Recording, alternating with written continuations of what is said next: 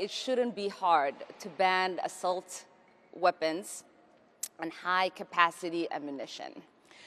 What is hard is being a mother, having just dropped off your babies, just returning home to clean up the mess that was left after breakfast, getting rid of that cereal bowl, maybe the little bit of scrambled eggs that was left over, the half-drinking juice box.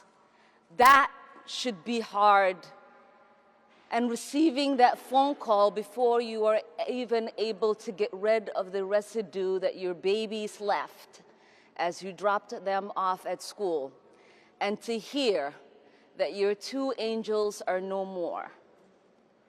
That someone evil enough was afforded the ability to get a weapon that could be used to assassinate them through a window at their school while they sat for morning mass.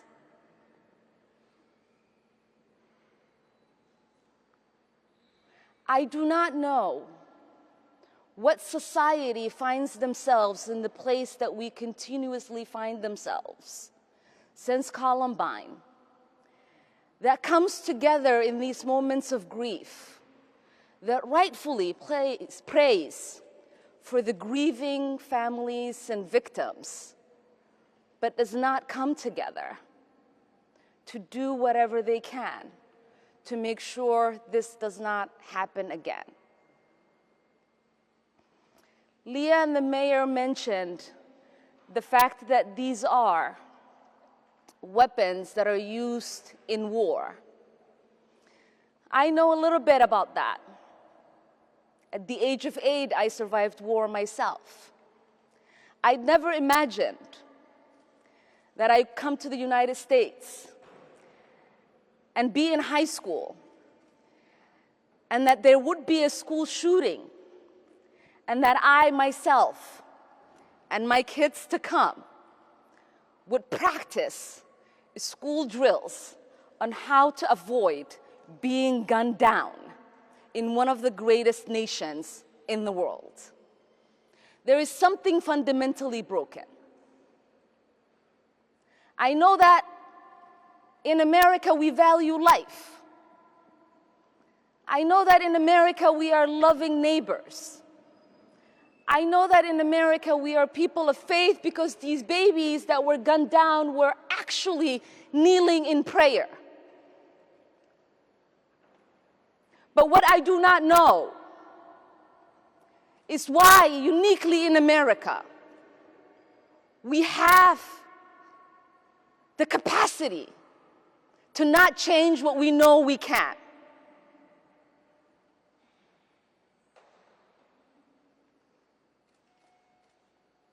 So that is what we must ask ourselves. This is not a big issue for us to solve, like curing cancer or AIDS, even though we attempt to do that every single day. This is something that is simple, a simple ban to make sure people who should not have access to these weapons do not get them, and then cause harm and trauma for generations to come in our communities. It is a simple ask. You don't have to be a Republican, you don't have to be a Democrat, you don't have to be political at all. You don't even have to be a parent, you don't have to love going to the movies or watching concerts. All you have to be is a human being who loves the ability to live in the liberty of knowing that no one has the capacity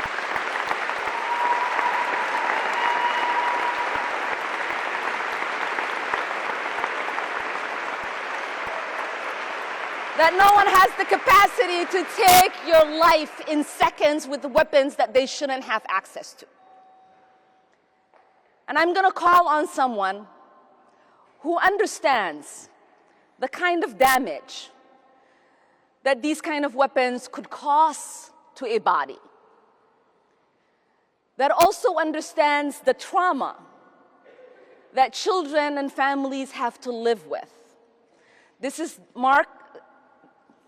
Dr. Mark Golder, who used to be the former CEO of Children's Hospital and specializes in trauma. Because in this moment, if America has not woken up yet, they need to hear the real realities of what these damages look like in order for our hearts to continue to be softened and for our minds to start thinking about the solutions that we know are accessible to us. I want to thank everyone for being here today, including so many of my legislative colleagues. And I want to take the opportunity to call out few of them who are not here today but have been extraordinary on this issue, and some who are with us, including Senator Marty, Senator Latz, and Senator Gustafson. The list of us who demand action on this issue is large and growing every day. And because we cannot go back in time, the moment to act is now. What happened at Annunciation Catholic School yesterday was an attack against our beautiful Southside community, against all people of faith, and against humanity. As we have said already, and it must be repeated, offering prayers for the victims is not enough. These children in the church were in the act of praying. Some of us are privileged to be in a position to not only pray for peace, but to act on it and to create it. At the legislative level, we have taken steps to make our community safer, like red flag laws and enhanced background checks. We have and will continue to give law enforcement new tools. But the monsters who commit these horrific crimes and acts keep using the same tools. The same weapons of war turn up over and over at different shootings. High-powered, high-capacity rifles have killed thousands of Americans over the decades, and hundreds of children, including the ones yesterday. It makes me sick that our teachers and kids know what to do in the event of an attack, that they conduct drills to react when that awful moment comes. Parents have practiced at explaining the unexplainable and consoling children who have lost friends who are afraid to go back to the classroom tomorrow. We can act here in Minnesota so that generations from now, our children's children won't fear and won't have to worry about anything but books, math, and maps. If the shooter had an ideology, it was one of hatred, of humanity. They express admirations of mass shooters who have targeted Jews and Muslims and Christians and progressives and children. This is not a part of any community's identity. It is pure hate. The targets of gun violence are too many to count. 2 months ago, it was our friends, Melissa Hortman and John Hoffman and their families, and dozens of other legislators, including me. On Monday, it was 7 people on the street in Minneapolis. Yesterday, it was kids in church. Who will it be tomorrow? How will we explain to them we did nothing to save them? We cannot shield our children with our eyes closed and hands behind our backs. When Martin Luther King was murdered, Bobby Kennedy quoted an ancient Greek poet who said that pain falls drop by drop upon our heart, and that in our despair against our will, through the grace of God, and it becomes wisdom. Our community feels pain, which we cannot forget, and we won't. We must find the wisdom and the strength to act to save each other and all future generations. Thank you. Well, I first want to say, I think on behalf of Senator Mohammed, Councilwoman Koski, we represent the beautiful neighborhood that Annunciation is part of.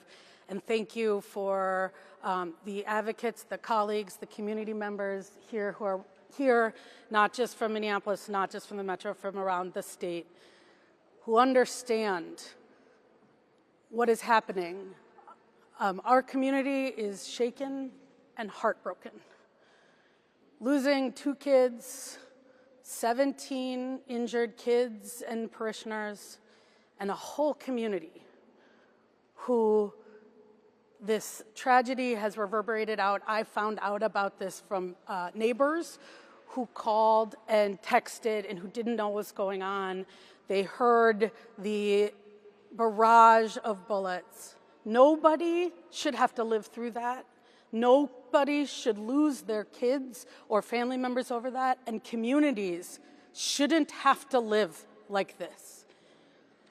So for the last 24 hours, last day, we have been wrapping our arms around the community, around the families, around Annunciation Church, and everybody there.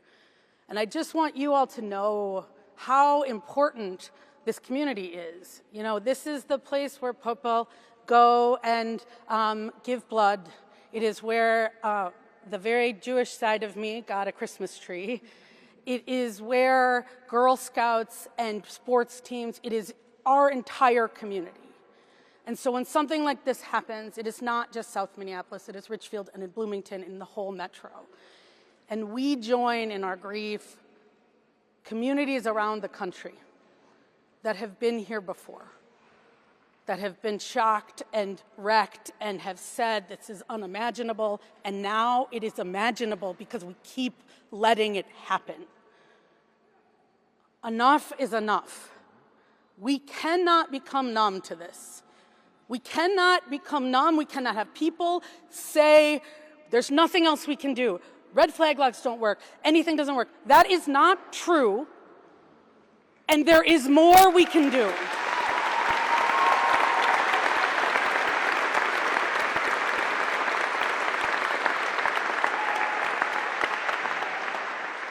Today, we are talking about a school and a church, but we know across the country it is a school and a church and a concert and a grocery store and a movie theater and just going to work. Everyday people need to be safe doing everyday things.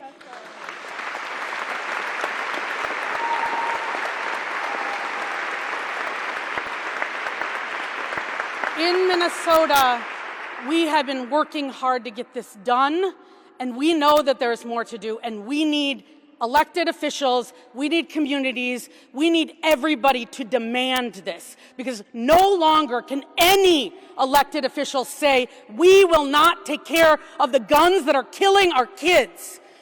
No longer.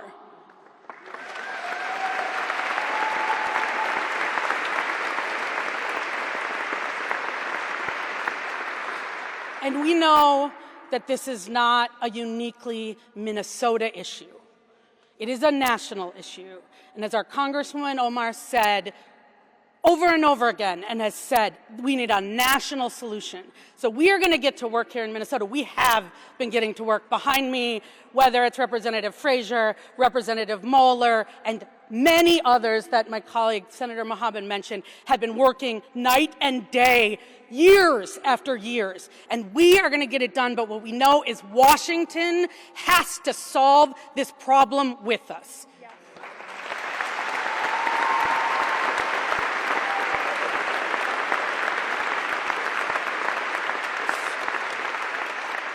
So I just want to leave you with the words that the principal of Annunciation said yesterday, because I think it is indicative of our path forward. He said a proverb. He said, when you pray, move your feet. Move your feet. And we are here today. We are here with community. We are here with families and parents. We are here with people across the state of Minnesota and elected officials at all levels of government to move our feet together. And that means moving our feet to ban assault weapons, to ban high-capacity magazines, to improve and increase the things we are doing to ensure that never again do people have to feel unsafe? Do kids have to worry and shelter in place? And we can and need to continue to say never again, because we need to make that a reality together.